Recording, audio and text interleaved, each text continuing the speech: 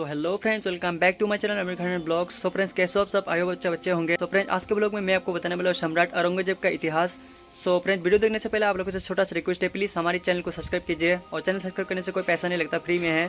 तो चैनल को सब्सक्राइब कीजिए और साथ में फेसबुक पे से तो वहाँ पर जाकर आप लोग फॉलो कीजिए। तो चलिए फ्रेंड्स, वीडियो को करते शुरू। औरंगजेब का जन्म 3 नवंबर 1618 को दाहोद, गुजरात में हुआ था।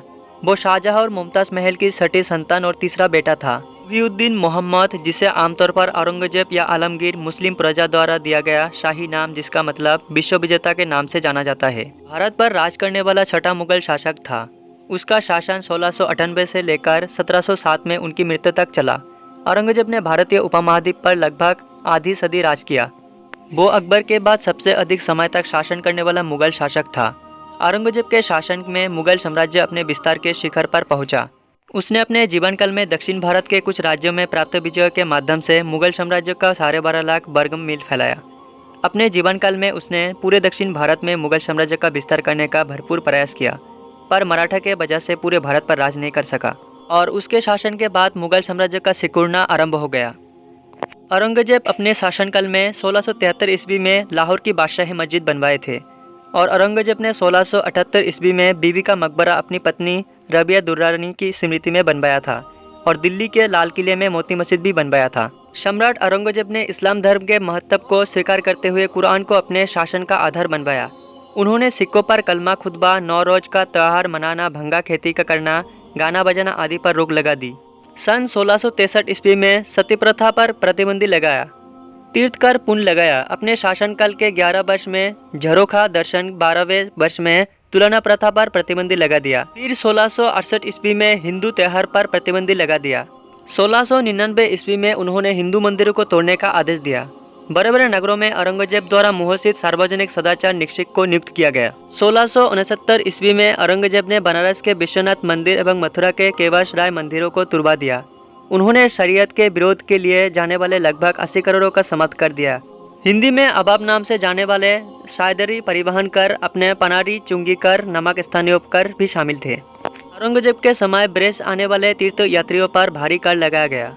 जिज्या कर भी फिर लगाया गया और हिंदुओं को मुसलमान बनवाया गया। सम्राट औरंगजेब द्वारा लगाया गया जजिया कर उस समय के हिसाब से था। अकबर ने जजिया कर को हटा दिया गया था, लेकिन औरंगजेब के समय यह दोबारा लागू किया गया। जजिया सामान्य करों से अलग था, जो गैर मुसलमानों को चुकाना पड़ता था। इसके 3 स्तर थे और इसका निर्धारण संबंधित व्यक्ति की आमदनी से होता था। इस कर के कुछ अपवाद भी थे। गरीबों, बेरोजगार और शारीरिक रूप से अशक्त लोग इसके दायरे में नहीं आते थे। इनके अलावा हिंदुओं की वर्ण व्यवस्था में सबसे ऊपर आने वाला ब्राह्मण और सरकारी अधिकारी भी इससे बाहर थे। मुसलमानों के ऊपर लगने वाला ऐसा ही धार्मिक कर ज़कात था, जो हर अमीर मुसलमान के लिए देना जरूरी था। आधुनिक मूल्यों के मानदंडों पर जिजिया निश्चित रूप में से पश्चाती कर व्यवस्था थी। आधुनिक राष्ट्र, धर्म और जाति के आधार पर इस तरह का भेद नहीं कर सकते। इसलिए जब हम 17वीं शताब्दी की व्यवस्था को आधुनिक राष्ट्रों में पैमाने पर इसे देखते हैं तो यह बहुत अराजक व्यवस्था लग सकती है, लेकिन औरंगजेब के समय ऐसा नहीं था। उस दौर में इसके दूसरे उदाहरण भी मिलते हैं, जैसे मराठों ने दक्षिण के एक बड़े हिस्से से मुगलों को बेदखल कर दिया था। उनकी कर व्यवस्था भी तकरीबन इसी स्तर की पश्चाती थे।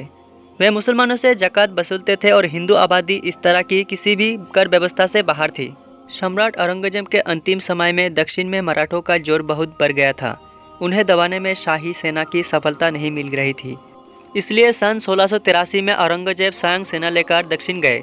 वो राजधानी से दूर रहते हुए अपने शासनकाल में लगभग अंतिम 50 वर्ष तक उसी अभियान में रहे। 50 वर्ष तक शासन करने के बाद उनकी मृत्यु दक्षिण के अहमदनगर में 3 मार्च सन 1707 में हो गए। दौलताबाद में स्थित फकीर बहरुद्दीन की कब्र में आहते उन्हें दफना दिया गया। उनकी नीति ने इतने विरोधी पैदा कर दिए जिस कारण मुगल साम्राज्य का अंत ही हो गया। हालांकि औरंगजेब ने खुद हिंदुस्तान का शहंशाह मानते थे एवं उनकी दौलत बहुत थी, मगर खुद की कब्र के बारे में उनके ख्याल अलग थे। उन्होंने खुद की कब्र के बारे में ऐसा लिखा था कि वो बहुत सीधी सादी बनाई जाए। उनकी कब्र औरंगाबाद जिले के खुलदाबाद में स्थित है। सो फ्रेंड्स, आई होप आपको औरंगजेब आलमगीर के बारे में जानकर आपको अच्छा लगा होगा। सो फ्रेंड्स, वीडियो अगर अच्छा लगा तो प्लीज़ लाइक, शेयर और सब्सक्राइब जरूर करना और साथ में है फेसबुक पेज, तो वहाँ पर जाकर आप लोग फॉलो करना। सो आज के लिए इतना ही, मिलते भी नेक्स्ट ब्लॉग में और तब तक के लिए ख्याल रखें अपना।